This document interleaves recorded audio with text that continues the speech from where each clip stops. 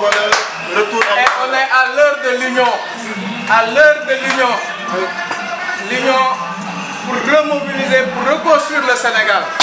Et ça, on ne pourra pas le faire sans le retour des valeurs. Ces valeurs fondamentales, ce sont ces valeurs-là qui nous mèneront à avoir une éducation juste. Et un peuple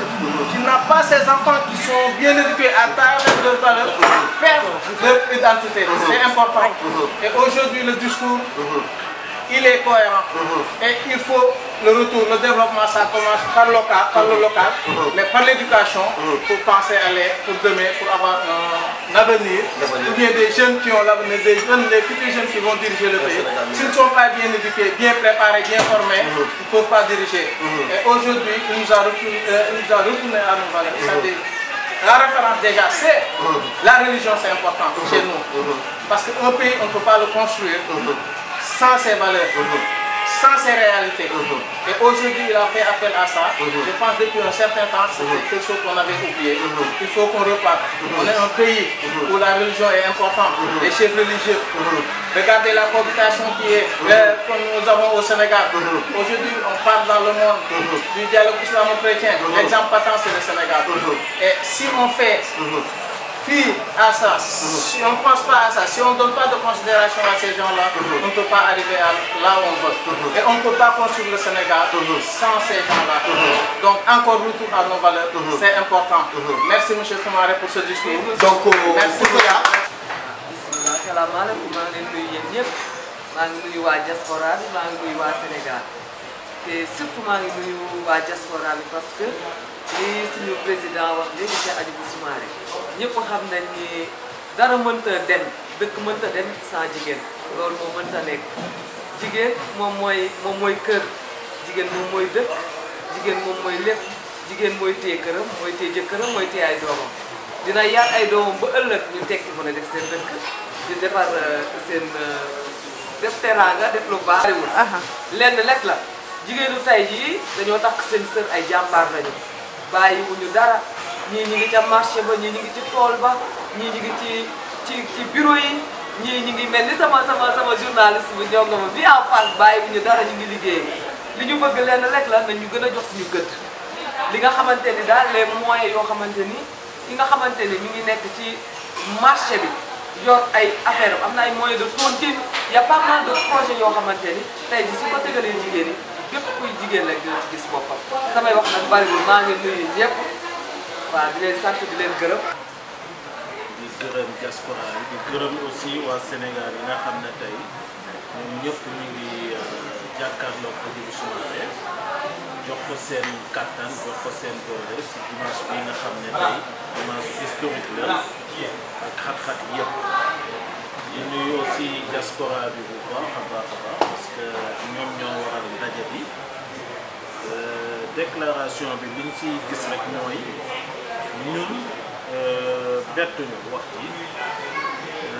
ndax ku am kilifa moom doo réer ndax tàmbali na comme ni mu ko tàmbalee woon ba mu nekkee premier ministre di def déclaration de politique générale demoon na waxtaan ak li nga xam ne mooy suñuy aada mooy kilifa diine yi nga xam ne tey yàllaa leen fa teg ni seen kilifa dem na seeti aussi jàngu bi tey jii tamit loolu la defaat si ndigalu kilifaam di papaam di xalif général des xaadr nekk Njaasaan tey diggal ko loolu mu toppaat yoon ba tey li ñuy naan lii mu am tey œuvre moo ko may parce que nit ku ne say jëf lañ lay fonkee si sa dëggu si sa xam-xam ak si sa yëg-yëg tey ñi ko seet ñi ko wuyu si ñëpp si loolu lañ ko wuyusee moo tax tey discours bi mu delloowaat ne li Serigne Touba waxoon ne bu ñu tekkee buumu jaam yi nañ leen booloo xëccandoo defar benn buum boo xam ne du dagg te mu wuti nag indi ngir suñu dëkk jëriñu wax jooju Serigne Touba waxoon la waxaat Sénégal yi moom la suñu dëkkandoo bi Kigali boo xoolee Rwanda ba ñu amee seen jafe-jafe yi ba ñu ñëwaatee président bi lépp leen njëkk a wax mooy nañ leen wax suñuy mbubu te dem bay te indiwaat suñuy cosaan tey ji aussi Sénégal dafa jot ñu indiwaat cosaanu Sénégal mooy la delloo valeur yi ci économie bi comme ni nga ko waxee delloo valeur bi ci éducation bi defaraat indépendance justice bi nga xam ne tey ñëpp nga koy lam-laame malgré nag am na ñoo xam ne jub nañu et cetera mais comme kiy jiite réew mi moom def ne na ñëpp moo leen war a noot ci ay ñi am xam-xamam ñamul xam wax na leen ci sport bi ku ne xam na ne sport bi tamit ñun am na lu ñu tal lu dul amuñu stade yi baax amuñu dara ndax boo demee bay defar arène nationale war nga mën a xalaat kan mooy ban arène la ñuy defar muy organiser coupe d'Afrique au maximum ndax amitié rek lañ am yeneen dëkk yëpp amuñu stade wax na ci santé bi ku ne xam na ne ku wax wér-gu-yaram ku wax nit ne wér-gu-yaram santé bi ñëpp a feebar ci fajak ka feebar ñëpp a feebar donc wax na aussi ci développement économique Afrique mooy suñuy dëkkandoo yi ku si mel ni Gambie ku si mel ni Guinée ku si mel ni Guinée-Bissau et cetera ak Mauritanie ñooñu suñuy dëkkandoo te ku ne xam na ni suñu relation ñooñu neexatu donc mooy loolu lépp day wuyuwaat ci valeurs yi ak jikko yi boo woowee nit ñi nag da nga leen di woo pour ñu waxtaan moo tax mu indiwaat di Amadou Mahtar Mbow defoon muy Aziz national yi mu leen ci invité ñu pour ñu defaat benn révision nationale boo xam ne askan bi yëpp dinañ ko xam aussi liberté de la presse bi nga xam ne tey jii mooy communication bi ñi yeesalaat ko parce que presse bi gis nañ ne ñoo xam ne dañ leen a tënk ba presse bi tax mënatul def liggéeyam mënatul def liggéeyam comme ni mu ko waxee donc yooyu yëpp di suñuy valeur tey jii loolu la delloowaat Sénégal donc Sénégal yëpp ñi takku booloo ànd diaspora bi aussi ku ne xam na ne diaspora bi feebar na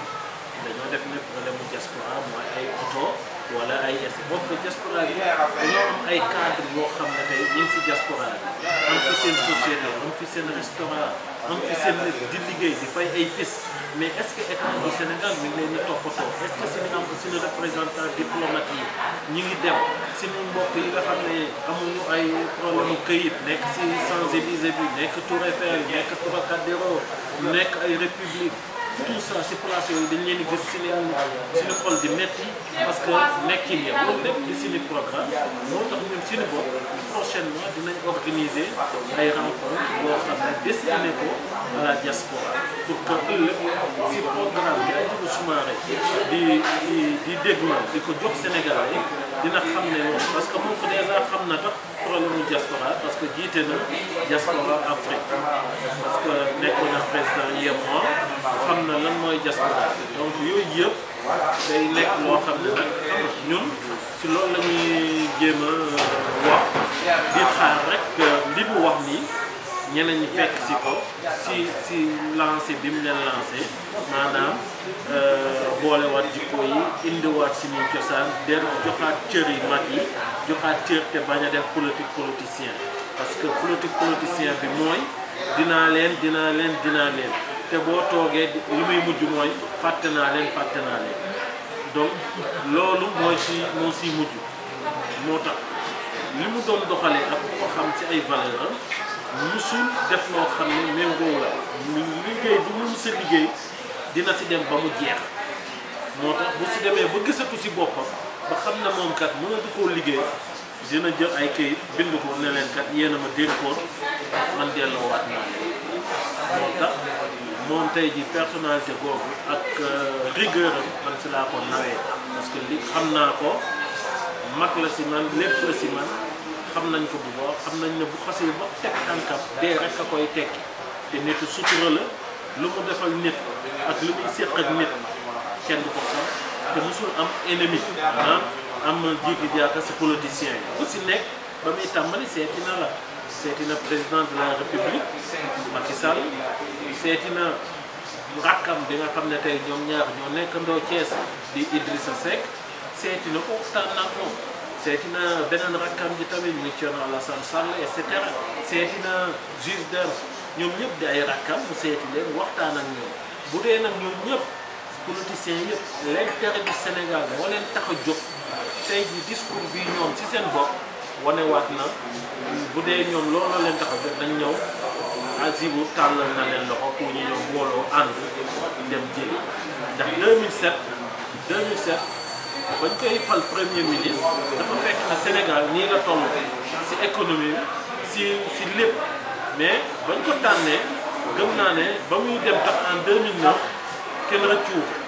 parce que tegaat na Sénégal économie am ci yoon tegaat na Sénégal ci ay valeur am daal di dem ba mu demee Afrique tamit jiite UEMOA ni mu fekkee woon UEMOA ak tey jii ni UEMOA nekkee c'est différent moo tax ki ko succédé gërëm na ko sant na ko parce que xam na na mu fa liggéey muy président Ouattara di président Yane Boni di président Alpha Condé ñoom ñëpp xam nañu kan mooy diw donc diw moom ay valeur am jaay na ko ba noppi loolu laa amoon lu may wax ci wàllu diaspora bi di gërëm waa Sénégal bi nga xam ne tey di mobilisation exceptionnelle bi def nañ ko parce que tey li ñuy naan rek nag ginnaaw rafet kanam am xel mu dal tey jii ñi fi woote bari na ñi fi def lépp waaye ku gis tey ndaje mi tey ak préparation bi ngi doon wax ne dafa yéex wala dafa tardé est-ce que mën na dabe wala et cetera dañoo xamul la nit ki liggéey ndax kii tiit la nga am mooy fekk na ngaa liggéeyu moom dafa liggéey depuis inspection de trésor moom lépp looy def bul def politicien bi bul digaate bul wax loo mënul dinaa leen lii dinaa leen laa war ko amul bon ki nga xam ne nag mi ngi fi dañuy ñaan yàlla comme moom moo ko remplacé woon en 2007 ba mu defalee campagne Ablaye ba Ablaye gagné ak Ablaye moom la woo ne ko remplacé ma kii ni mu ko remplacé nag am nañu yottu ne dina ko remplacé le 21 le 24 février incha allah dina ko remplacé si palais ba comme ni mu remplacé woon Macky Sall loolu lañ koy ñaanal te am nañ si yaakaar ndax yaayam ñaanal na ko Fatou Diop Aïdara ñu koy ñaan yàlla xare ko àjjana baayam ñaanal na ko seen waa kër ñëpp ñaanal nañ ko donc ñun am nañ xel mu dal si moom. Puis que Sëñ Fallou expliqué ak Aïdara donc ils ont été très bien clairs ci li tax mouvement bi taxaw donc mu nekk diaspora avec Soumaré 2019 noonu la mouvement bi tudd ñu ngi ko taxawal le 24 mai notre première rencontre c'était le 24 juin donc 1 mois après tey ñu ñëwaat fii le 22 mu nekk une déclaration candidature de façon officielle par le président Hadjibou Soumaré donc bi loolu amee ba léegi ñun liggéey bi ñu ngi ci bon mosuñu engagé wu politique parce que discours yi ñu daan dégg ak même nit ñi loolu moo am Sénégal tey dañu bëgg changement changement boobu nag ni ñu koy prôné c'est par des actes mais des paroles aussi par aussi des hommes qu'il faut donc ba tax na ñu mettre en place mouvement boobu man maa ngi ci en tant que secrétaire général donc mouvement bi képp ku ci bëgg a adhéré am nañ page Facebook bu tudd Hadjibou Soumaré 2019 boo duggee ci page Facebook bi boo ñu envoyé sa numéro daan la yokk ci groupe WhatsApp bi am nañu aussi site officiel bu tudd Hadjibou Soumaré 2019 mu ngi ci site bi ak groupe WhatsApp bi donc réseaux sociaux yi ñoo ngi ci présent donc ku ci bëgg rek mën nga dugg ci réseaux sociaux yi ci foofu après on va prendre en contact avec vous di wax ni instant bi on a des représentants un peu partout en France Île-de-France de base bi nekk nag certes mais on a des représentants à Bordeaux à Lyon et aussi à Nice donc ñu ngi ciy travailler di ci woo Sénégalais yëpp pour un Sénégal meilleur pour les lendemains meilleurs pour le Sénégal et pour les Sénégalais parce que le Sénégal est un grand pays qui mérite le développement comme tous les autres pays donc on appelle à toutes les bonnes volontés et à tous les hommes pour un engagement global. Je vous remercie. waa Sénégal waa diaspora mouvement démocratique bi Hadjibou Soumaré tey le 22 bi Sénégal wala àdduna yëpp mën a xaar te man en personne ma doon xaaree pour def buzz mondial def na ko macha allah ma doon xaar si président Cheikh Hadjibou Soumaré pour si ay kàddoom gis naa ne def na ko macha allah mais man damay lancer un appel à toute la population sénégalaise ñëpp maanaam ndaw góor a jigéen ñu jël si exemple si ñetti dëkk. benn Japon am na ay temps américain de leen bombardé woon seen dëkk yàqu ñëpp ñu takku def ay sacrifice maanaam ci liggéey takku di liggéey bi seen dëkk tollante fi nga toll nii donc ñun waa Sénégal dañu war a sacrifié wu takku liggéey avancé. Deuxième bi mooy par rapport suñu gouvernement suñu comportement benn gouvernement xam ne ministre yi kër yu bëri oto yu bëri dépense yu dul jeex ñu jël exemple si pays scandinave ay Finlande non astafurlah Norvège ngay gis ñaari ministre yu bokk benn oto ministre bi jël transport ministre bu demee en mission 50 euros la am droit dépensé leneen lu mu dépensé waa si poche ma jóge pourtant Norvège ñu ngi ko xaalis téeméeri junni yoon Norvège seen salaire de base 4000 euros ak 3000 et quelques euros mooy seen salaire de base am leen ñoo xool yàq mais non parce que ay liggéeykat lañu donc suñu gouvernement lañ jël exemple si ñooñu beneen ma jël exemple pour éducation bi jël exemple si Finlande depuis école maternelle dañuy jàngal nit ñi dañuy jàngal xale yi respect ak confiance ki nekk seen mutuelle mooy da nga am confiance aveugle ki nekk seen jox ko cër ba loolu la ñuy màggee ba seen bureau yi dañuy liggéey ak confiance ak respect ba kenn du jox contrôle si moom tellement que ñëpp dañuy liggéey si yoon teg lépp si yoon moo tax may ñaan Sénégal yëpp A à Z ku si nekk si ak lépp lay muti yëngu muy commerce muy médecine muy lépp mun doon ak bu si école bi di jël lépp teg ko si yoon teg ko si dëgg ak jub parce que suñu président Cheikh Hadjibou Soumaré képp koo xam ne dafa jub dafa sérieux dafa respectueux ak beneen affaire bi mooy lan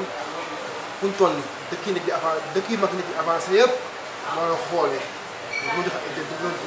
exemple 2-3 pays dëkk yi mag nekk di avancé ci àdduna ay économistes ñoo leen jiite donc ñu am nañu chance yàlla may ñu benn économiste bu mag boo xam ne ñu nekkoon ay niveau ay ñoom Dominique Strauss-Kahn il est connu partout dans le monde ndax li mu mën si liggéeyam ndax yàlla may nañu ko moom bëgg na Sénégal bëgg na jàppale Sénégal donc maa ngi woo ak les populations sénégalais yëpp ñu ñëw jàppale Hadjibou Soumaré pour avancement Sénégal ak njëriñu Sénégal ak intérêt Sénégal. boo nee bañ fal le ministre avant tout da nga war a bëgg Sénégal fu man képp kuy nekk si gouvernement en commençant par le président da nga war a bëgg sa réew boo ko bëggee rek da nga am yërmande parce que am na affaire yu bëri doo ko def. maa ngi ñaan président Hadjibou Soumaré bis bu faloo incha allah le mois de février avant tout de commencé si gouvernement bi ñu wàññi seen ay dépenses wàññi seen ay frais wàññi seen affaire yu bëri loolu laay ñaan si président Hadjibou Soumaré faloo ñu commencé si gouvernement bi yeneen dépenses inutiles yi dañ ko dindi ay affaire de caisse noire ay affaire de yenn opportunité yi ñuy jox ministre yi da ngeen si yenn village gis ko feebar wala dox ay 7-8 kilomètres gis benn ministre yor ay 2-3 oto. pourtant ñu jëlee si benn oto ñu jëlee si oto yooyu benn bàyyi ko si benn village mën na doon voiture de transport ay affaire ambiance pour malade mu toll la war nañu si yoon région bu nekk war na la stade. dama lay wax gouvernement Sénégal ñu jël exemple bon parce que maa ngi fa ak stade boo xam ne ñu nekk si quartier bi dinañ fa dem doxal dinañ fa dem defi seen sport donc Sénégal war na mën am loolu. Sénégal xoolal ñeneen yëpp ay suuf la ay affaire yu doy waar ngir yàlla dañ ci jàpp ndax am naa yaakaar sama président Cheikh Hadjibou Soumaré ba su ko yàlla falee am naa sama yaakaar ni que il va faire avancer le Sénégal si barke Rasulullah. merci. mouvement bi kañ ngeen ko taxawal. officieusement parce que tey la ñu officialiser lu bëri parce que dañ doon xaar déclaration bi. parce que bëri na ñu manifester am na ñoo xam ne ay kilifa sax ñu ñëw si ñun. am na rencontre bu ñu defoon fii. ñoom ñu ne woon nag pour ñu mën a engagé wu il faut ñu déglu ndeyu mbili bi pour mën a prononcé wu mais xam nañ ne wóolu nañ te ba bëgg nañ kii léegi nag ça fait au moins avant ay 3 mois ñoo ngi si liggéey loo xam lu jiitu mooy officiellement là si regroupement bi. donc si diggante bi def nañ si ay 2 rencontres 2 ou 3 rencontres yoo xam bu mujj bi sax je pense c' est ay moins de 2 semaines la def avant déclaration bi ay 10 jours yooyu daal lay war a def. pour mënoon xaar lii parce que dañu doon xaar déclaration officielle bi pour mën a lancer wu officiellement lancer daf appel sénégalais yi parce que li ñu naan mënoo def mettre la charrue avant les bœufs yaa ngi dégg donc il fallait ñu xaar mu déclarer nit ñi nag mën a xam kii kan la parce que nit ñi mënuñu ñëw di ko déclarer te dégguñu moom it am loo xam ne daf ko def lu am solo mooy tàmbalee dox si këru diine yi lu am solo la loo xam ne dañ ko xawoon bàyyiwaat te liy doxalaat dëkk bi loolu la dama amaat leneen loo xam ne dama ko déglu si interview bu ñu defaloon Senghor keroog ma dégg ko mu nekk journaliste posé ko lu am solo ne ko tey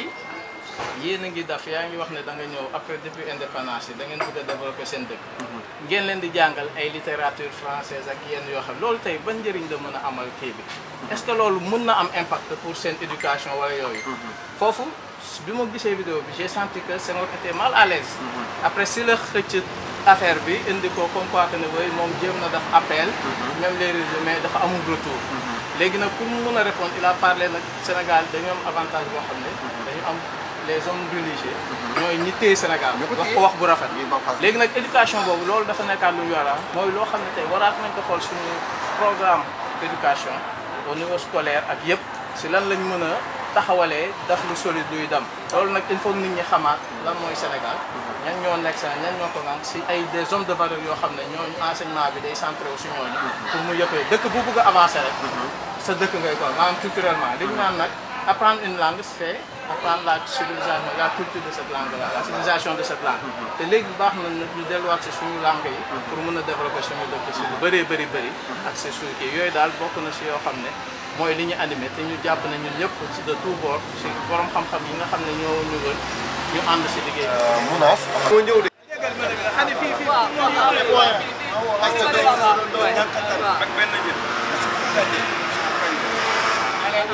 waaw